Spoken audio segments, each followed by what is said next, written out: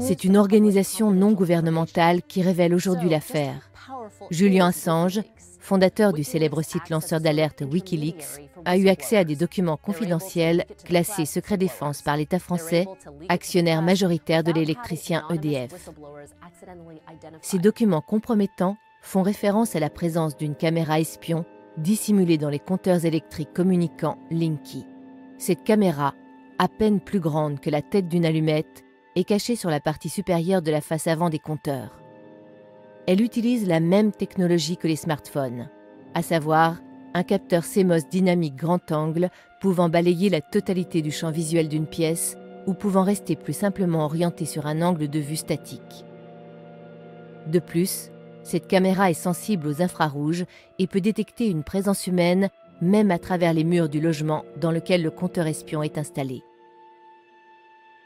Les images ainsi recueillies sont transmises sous forme numérique par le réseau communicant électrique d'EDF afin d'être acheminées, traitées et stockées dans un centre de données hautement sécurisé situé dans un lieu tenu secret. Les informations pourront être ensuite communiquées aux différents services de l'État qui en feront la demande.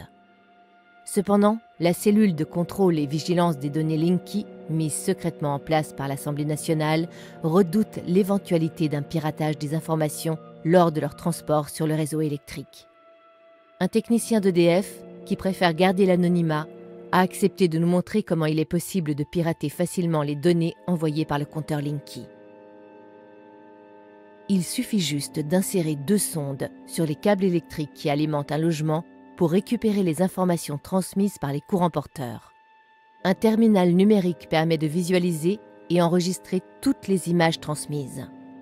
Interrogé, Edward Snowden, ancien employé de la CIA et de la NSA, qui a révélé par le passé les détails de plusieurs programmes de surveillance américains et britanniques, évoque un degré d'intrusion jamais égalé dans l'atteinte aux libertés individuelles.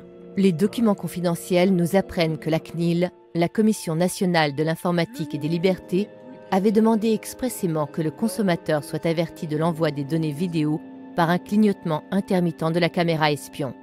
Vous l'aurez compris, si votre compteur clignote, c'est que vous êtes filmé.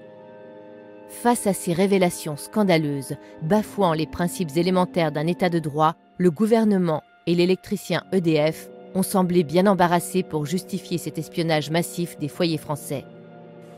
Je déplore profondément cette attitude. Nous présentons nos excuses aux Français. Les mots d'excuse ne suffiront sans doute pas.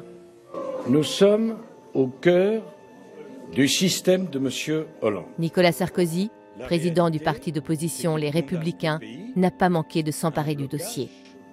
Et à de l'immobilisme. Pourtant, avant même la révélation de cette affaire d'État Wikileaks, la presse s'était déjà fait l'écho du refus de l'installation des nouveaux compteurs communicants Linky par plus de 60 communes de France.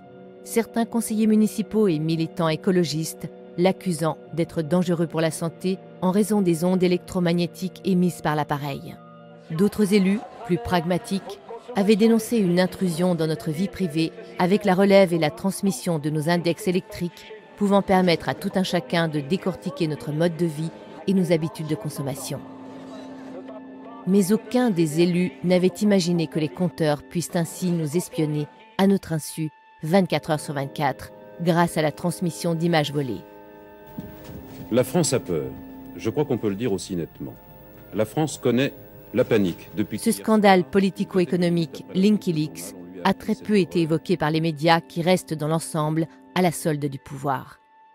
Avec la complicité des journalistes, le gouvernement a réussi à étouffer l'affaire, évoquant l'état d'urgence et la menace terroriste pour justifier, comme par hasard, la surveillance du peuple français. Des militants écologistes ont bien tenté de saboter les lignes électriques transmettant les données des compteurs Linky, mais sans grand succès. Aujourd'hui, des dizaines d'usines dissimulées sur tout le territoire continuent de produire en masse des millions de compteurs Linky qui vont pouvoir continuer à s'immiscer en toute impunité au plus profond de notre intimité. Tout n'est cependant pas perdu. Une association de consommateurs a immédiatement réagi et propose un scotch composé d'un polymère à base de plomb à apposer sur le capteur caméra espion. Cette étiquette, agit comme un bouclier empêchant la capture d'images vidéo. Le slogan imprimé sur l'étiquette est destiné aux fournisseurs d'énergie et sans équivoque.